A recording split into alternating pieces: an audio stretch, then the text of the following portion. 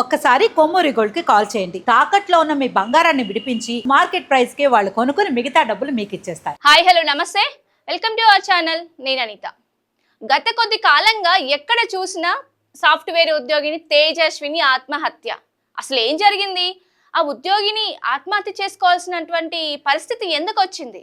అది కూడా for example మనం అంటే ఎలా చూస్తాము?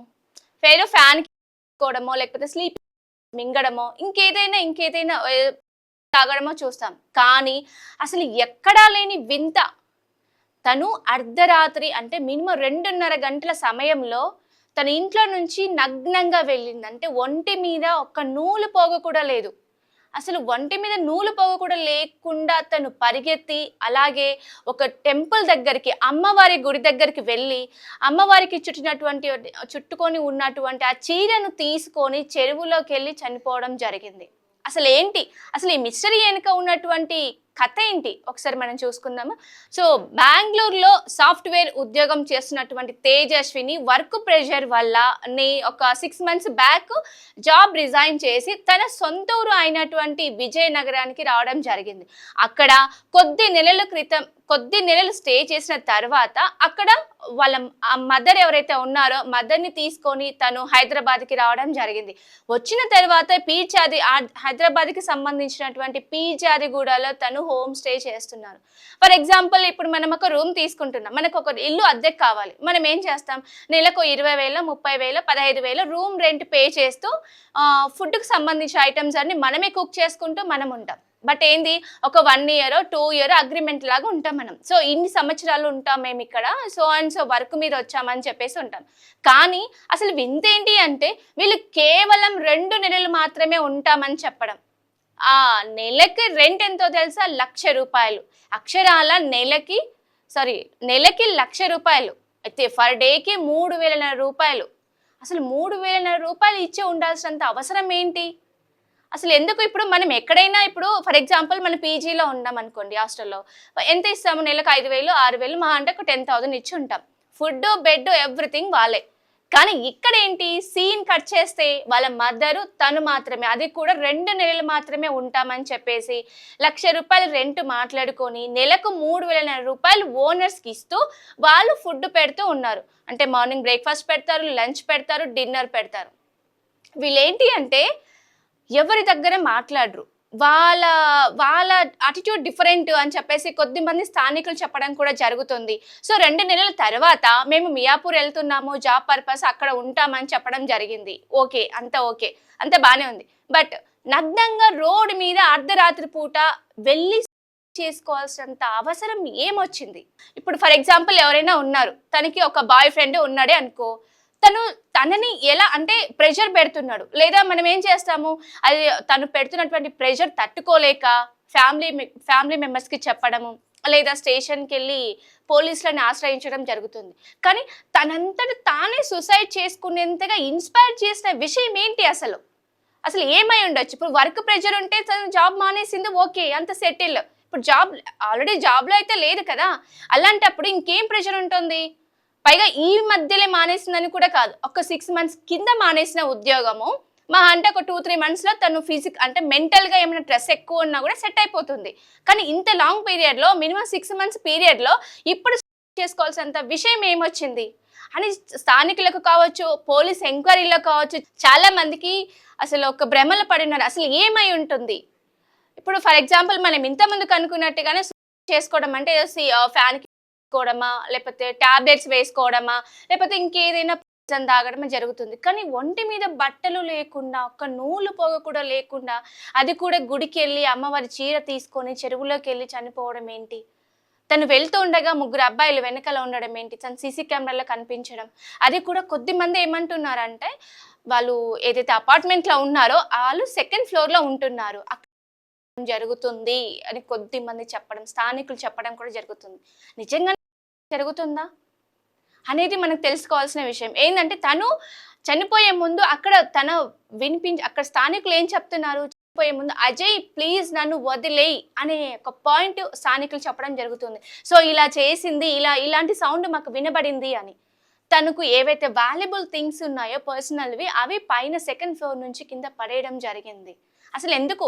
చుట్టూరా చూస్తే సీసీ కెమెరా ఫుటేజెస్ ఉన్నాయి, కానీ తను ఉంటున్నటువంటి ఆ అపార్ట్మెంట్లోనే ఎందుకు లేదు సీసీ కెమెరా ఫుటేజ్ అనేది మిస్ అయింది. అసలు ఎందుకు అంటే 1 డే బిఫోరే ప్లాన్తో చేశారా ఇది? అసలు ఏంటి అనేది ఎవ్వరికి నిజం చెప్పాలి అంటే పోలీసులకు కూడా అంతుపట్టట్లేదు.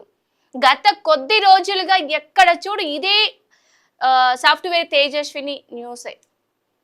ఎందుకంటే ఇది ఒక పెద్ద మిరాకల్గా ఉంది. అసలు ఏంటి క్షుద్ర పూజల వల్ల ఏమైనా అలా ఇన్స్పైర్ అవుతాను సెల్ఫ్గా చేసుకుంటే ఓకే వెళ్ళొచ్చు, చేసుకోవచ్చు, కానీ అలా ఎలా చేసుకుంటుంది? బట్టలు లేకుండా మెంటల్గా ఎందుకు అంత స్ట్రెస్ తీసుకున్నది?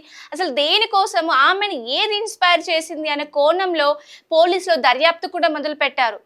అయితే అక్కడికి వెళ్తూ తను రోడ్డు మీద నగ్నంగా వెళ్తున్న సిచ్యువేషన్లో ఒక అబ్బాయి చూశాడంట. తను ఎందుకు ఈ అమ్మాయి ఇలా బట్టలు లేకుండా నగ్నంగా అర్ధరాత్రి మీద రోడ్డు మీద, అది కూడా పరుగులు తీస్తున్నటువంటి ఆ అమ్మాయిని చూసి ఒక అబ్బాయి తన దగ్గరికి వెళ్ళడానికి చాలా భయపడానని చెప్పేసి పోలీసులకు వాంగ్మూలం ఇవ్వడం జరిగింది.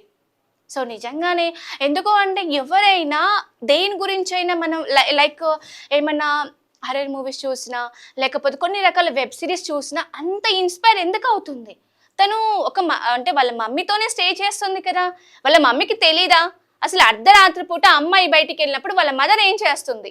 ఇప్పుడు ఇంట్లో ఎవరైనా ఒక పర్సన్ ఉన్నారు, డోర్ ఓపెన్ చేసుకొని బయటికి వెళ్తున్నారు అంటే మనకు తెలుస్తుంది కదా, మరి వాళ్ళ మదర్ ఏం చేస్తుంది?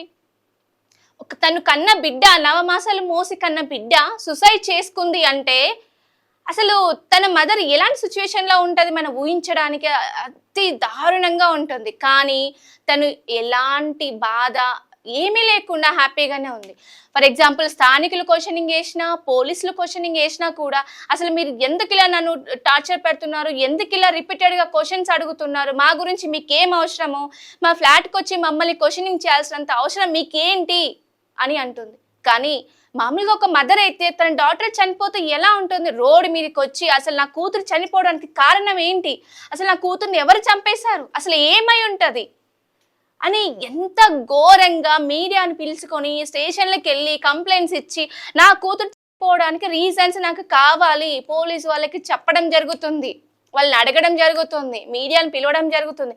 కానీ అలాంటివి ఏవీ లేవు. పోలీసు వాళ్ళు వెళ్ళినా, మీడియా వాళ్ళు వెళ్ళినా నన్ను ఎలాంటి క్వశ్చనింగ్ చేయొద్దు అని చాలా రూడ్గా మాట్లాడడం జరుగుతుంది.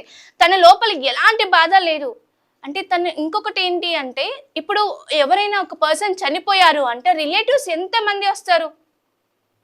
ఒక కన్సర్న్ చూపించడానికైనా చాలా మంది రిలేటివ్స్ వస్తారు. అలాంటిది ఇప్పటి వరకు కూడా ఆమెను చూడడానికి ఎవరు రావట్లేరు.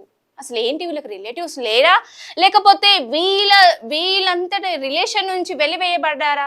అసలు ఏంటి? ఇది ఒక పెద్ద మిస్టరీగా దాగున్నటువంటి విషయము. ఎందుకు అంటే ఇవాళ రేపు ఒక అమ్మాయికి మెంటల్ ప్రెషర్ ఉన్నా, మెంటల్గా స్ట్రెస్ తీసుకున్నా, ఇలాంటి సిచ్యువేషన్లో ఇన్కేస్ లేకపోతే ఎవరైనా డాక్టర్ని కన్సల్ట్ అవ్వడము, లేకపోతే ఇంకెవరైనా అబ్బాయిలు వాళ్ళని బాగా అంత మోటివేట్ చేసి ప్రెషర్ పెట్టి పోయేలా బిహేవ్ చేస్తున్నారు, హరాస్మెంట్ చేస్తున్నారు అంటే పోలీసులకు వెళ్ళి కంప్లైంట్ ఇవ్వడం. మనం ఇవాళ రేపు చాలా చూస్తున్నాం, ఎన్ని హత్యలు, ఎన్ని ఘోరాలు చూసాం, కానీ ఇలాంటి ఘోరం ఫస్ట్ టైం చూస్తున్నాము. సో అందుకే ఈ విషయం గురించి స్థానికులు కావచ్చు, పోలీసు వాళ్ళు ఎంక్వైరీ స్టార్ట్ చేయడం జరిగింది. అలాగే ఆమె దగ్గర ఉన్నటువంటి మొబైల్ని కూడా వాళ్ళు కలెక్ట్ చేసుకొని అసలు చాటింగ్ హిస్టరీ కావచ్చు, కాల్ హిస్టరీ కావచ్చు, చివరిగా ఎవరికి తను కాల్ చేసింది, ఎవరితో కాంటాక్ట్లో ఉంది, అసలు స్థానికులు ఇచ్చిన ఇన్ఫర్మేషన్ ప్రకారం అజయ్ అన్న వ్యక్తి ఎవరు, అసలు చివరిగా తను మాట్లాడిన మాట అజయ్ నన్ను వదిలే అన్న విషయం ఏంటి అసలు అని చాలా వరకు క్యూరియాసిటీ. అంటే అసలు ఏం జరిగింది, అసలు ఈ కేసులో అసలు మెయిన్ వ్యక్తి ఎవరు, అసలు ఏంటి అంటే ప్లాన్తోనే ఇది చేశారా, అలా చేయడానికి ఆమెను మోటివేట్ చేశారా, ఇన్స్పైర్ చేసినటువంటి విషయం ఏంటి? అసలు వితౌట్ ప్రూఫ్స్ లేకుండా తన రోడ్డు మీదకి వచ్చిన తర్వాతనే మనకు సీసీటీవీ ఫుటేజ్ మనకు దొరికినటువంటి ఒక మెయిన్ థింగ్. అంతే తప్ప తను ఉన్నటువంటి అపార్ట్మెంట్కి ఎందుకు సీసీటీవీ ఫుటేజ్ మిస్ అయింది? చుట్టూరా అన్నీ ఉన్నాయి కానీ అదే లేదు. సో అదొక పెద్ద మిస్టరీగా పోలీసు వాళ్ళకి వచ్చినటువంటి థింక్ అసలు ఏం జరిగింది అనే కోణంలో దర్యాప్తు చేయడం జరుగుతుంది. సో ఇదండి ఇవాల్టి న్యూస్. చూస్తూనే ఉండండి breaking news our channel. Thank you.